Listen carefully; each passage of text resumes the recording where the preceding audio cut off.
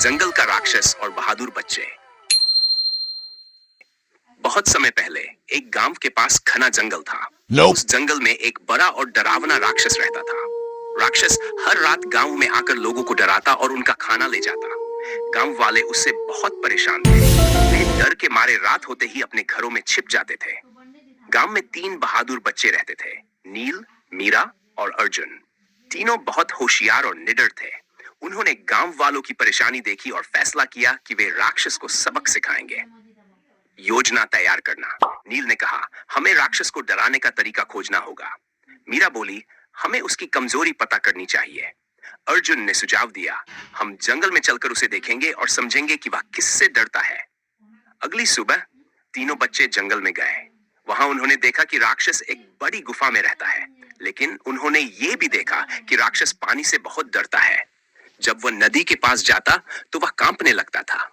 राक्षस को सबक सिखाना। उस रात तीनों बच्चों ने गांव वालों को अपनी योजना बताई।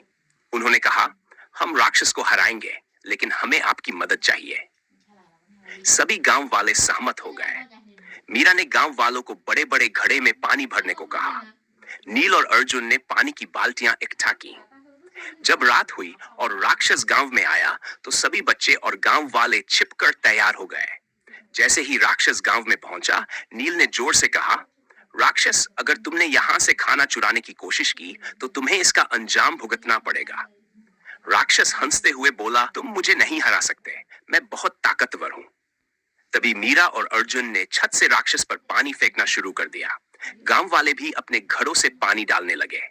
राक्षस डर के मारे चिल्लाने लगा, नहीं, पानी मत डालो। थोड़ी ही देर में राक्षस इतना डर गया कि वह भागकर अपनी गुफा में चला गया। उसने जोर से कहा, मैं कभी इस गांव में वापस नहीं आऊंगा। खुशी का जश्न। गांव वाले बहुत खुश हुए।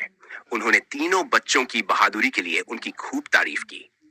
अब गांव वाले बिना किसी डर के खुशी खुशी रहने लगे। दोस्तों, ये कहानी हमें ये सिखाती है कि साहस और चतुराई से बड़ी समस्या का समाधान किया जा सकता है। डर के आगे जीत होती है।